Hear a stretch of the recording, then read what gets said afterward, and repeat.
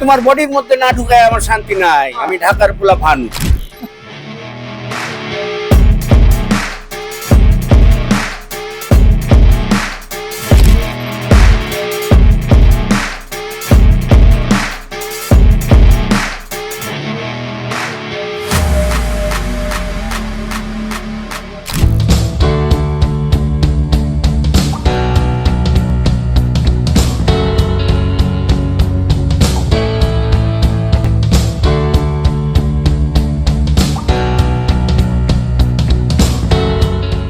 নমস্কার, আমি ঋত্বিকা। আপনাদের সবাইকে সিনেপ্লেক্সের একটি নতুন এপিসোডে অনেক অনেক স্বাগত।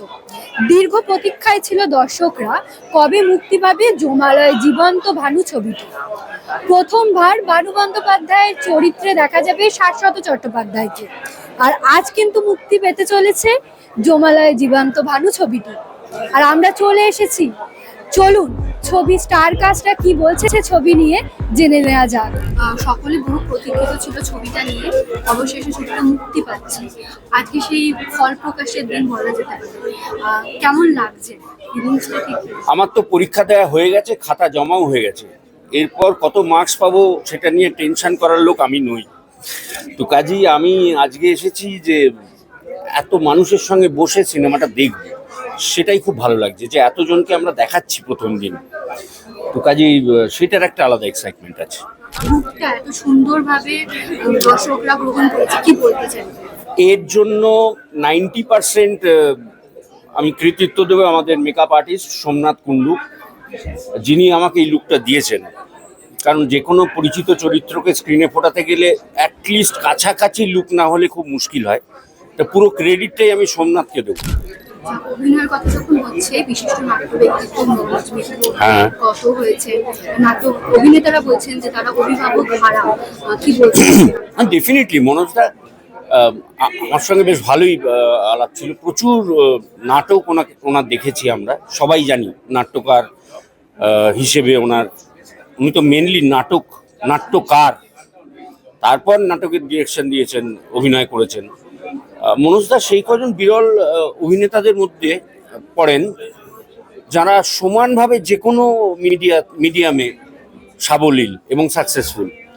অনেক বড় বড় নাট্য ব্যক্তিত্ব আছেন যারা ফিল্মে এসে কিছু করতে পারেননি, কিন্তু মনোজদার সে নাটকই হোক, ফিল্মই হোক, রেডিওই হোক, অদ্ভুত ক্ষমতা ছিল। ডেফিনেটলি যা কাজ রেখে গেছেন, দুঃখ হয় নাটকগুলোর জন্য, কারণ নাটকগুলো হয়তো সেরকমভাবে ডকুমেন্টেড থাকে না। তো কিন্তু ছবিতে যা রেখে গেছেন ওই দিয়েই চলে যাবে।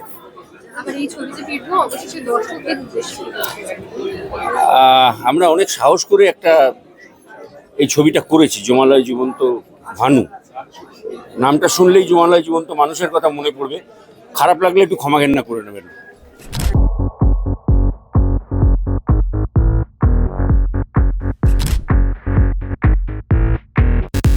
বহু প্রতীক্ষিত ছিল দর্শকরা এই ছবিটার জন্য, অবশেষে মুক্তি পাচ্ছে।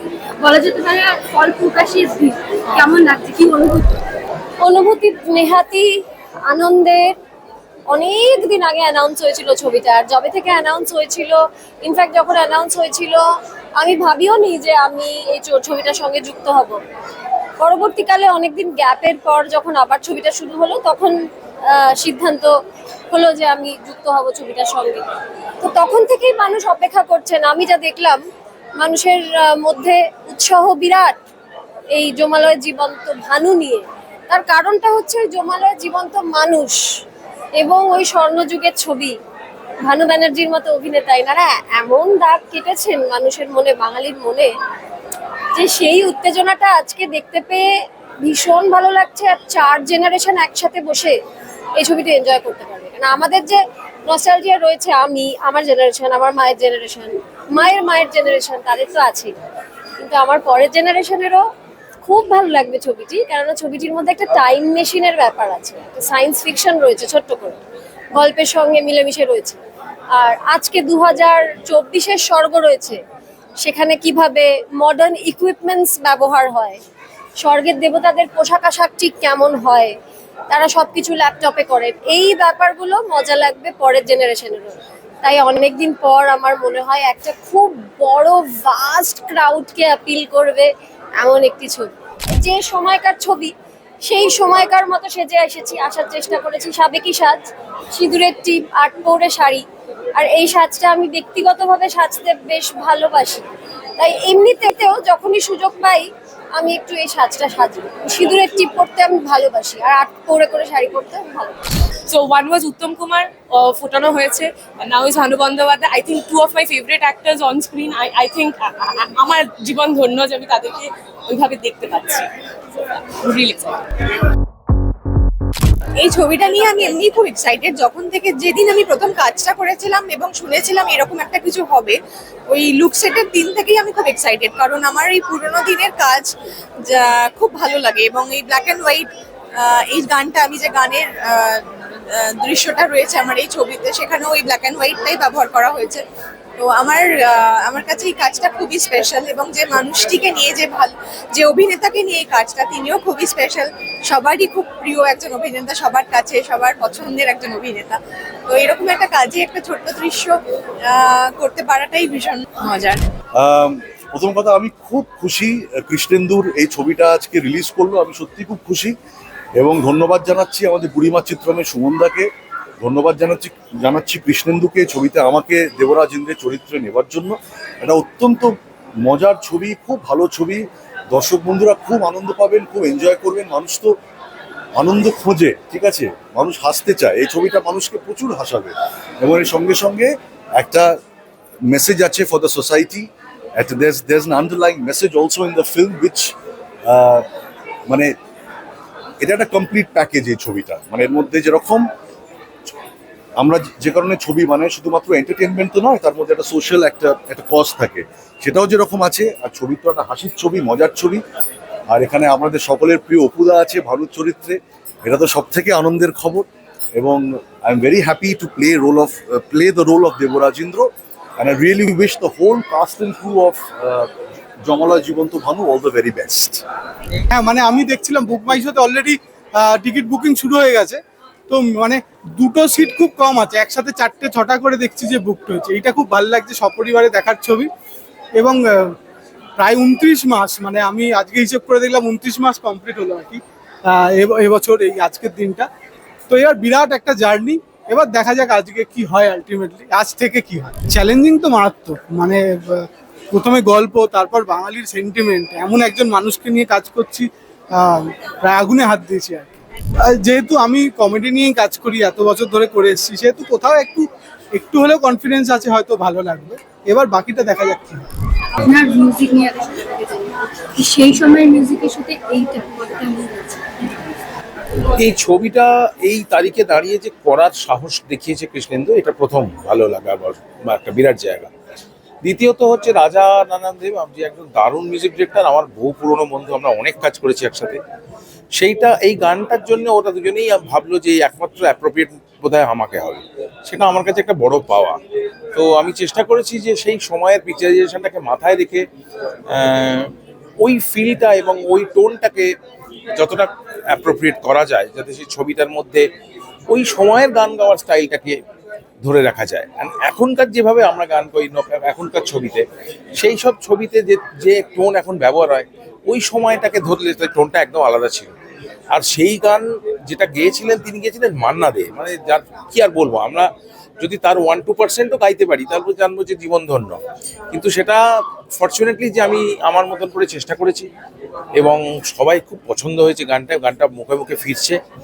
এবং সর্বোপরি সেটা হচ্ছে ভানুবাবুর যে ছেলে মেয়েরা, গৌতম দা, দিদি, পিনাকি দা, তারা ভীষণ অ্যাপ্রিসিয়েট করেছেন। এটার থেকে বড় পাওনা আর কি আছে? ওদের বাবা ছবি, তারাই বলছেন যে অপূর্ব, অসাধারণ কাজ। এটা তো বিরাট পাওয়া আমাদের কাছে। যদি রূপের সাগর হও তুমি, আমি খেয়ালে রেখে হয়ে ভাসবো, আমি খেয়ালে রেখে হয়ে ভাসবো। ছবিটা নাম আসার সাথে সাথে সাধারণ মানুষের মধ্যে কিন্তু একটা আলাদাই আনন্দ আমরা পাশাপাশি একটা দীর্ঘ প্রতীক্ষা, তারপর অবশেষে মুক্তি পাচ্ছে। কি বলতে চাই? বলবো যে হ্যাঁ, ছবিটা দেখুন, সবাই হলে এসে ছবিটা দেখুন। একটা মজার ছবি, অনেকদিন বাদে বাংলায় একটা কমেডি, মানে সম্পূর্ণ কমেডি ছবি রিলিজ করছে, এই ছবিটা ভালো লাগবে সবার বলে বিশ্বাস, কারণ এই মুহূর্তে তো কমেডি ছবি খুব একটা তৈরি হয় না। গল্পের মধ্যে হয়তো টুকরো টাকরা কমেডি থাকে, কিন্তু কমেডি নিয়ে পুরো ছবিটা সেইটা সচরাচর হয় না। সেই জায়গা থেকে এটা একটা অন্য রকম ছবি, এবং আমার বিশ্বাস এই ছবিটা সকলে ভালো লাগে। যে কমেডির কথা যখন আসছে তার সাথে আছে ভানু বন্দ্যোপাধ্যায়, নিশ্চয়ই, সেটা কি বলতে চাই? সেটাই তো সবচেয়ে বড় ইউএসপি এই ছবি। ভানু বন্দ্যোপাধ্যায়, যিনি মানুষকে এত আনন্দ দিয়ে গেছেন সারা জীবন, তার অভিনয়ে মানুষ মানে প্রায় পাগল হয়ে গেছে দেখতে দেখতে। সেইখানে তাকে নিয়ে একটা ছবির নাম জমালয় জীবন্ত বানু, যেটা আগে জমালয় জীবন্ত মানুষ হয়েছে, বানুদা করেছে। সেখানে বানুদা এবার নিজে জলজান্ত সেখানে উপস্থিত হচ্ছেন, এবার জমালয় এসে কি কর্মকাণ্ড করছেন, তাকে নিয়ে কি করছে, সেই মজাটা দেখার জন্য সবাইকে আমি বলবো ছবিটা দেখতে আসুন। বাংলায় অনেকদিন বাদে একটা কমেডি ছবি, কৃষ্ণেন্দু চ্যাটার্জি তাই পরিচালক, যে নিজে একজন ভালো কমেডিয়ান, তার হাত দিয়ে বেরোচ্ছে এই ছবিটা। এবং ছবিতে বেশ কয়েকজন মানে বেশিরভাগটাই দক্ষ অভিনেতারা, সবাই কমেডিতে সবাই পোক্ত, তারা অভিনয় করছেন। বিশ্বাস সকলে ভালো লাগে। জমালয় জীবন্ত ভানুর প্রিমিয়ার নাইটের বেশ কিছু মুহূর্ত কিন্তু ভাগ করে নিলাম আপনাদের সাথে। কেমন লাগলো আজকে সিনেপ্লেক্সের এপিসোডটি কমেন্টে জানাতে ভুলবেন না। আর এরকম আরও বিনোদনমূলক খবরের জন্য নজর রাখতেই হবে লটারি সংবাদের পর্দায়। আর এরকম আরও খবর নিয়ে আমি ঋত্বিকা চলে আসবো আপনাদের সামনে। ক্যামেরার প্রীতমের সঙ্গে আমি ঋত্বিকা। নমস্কার।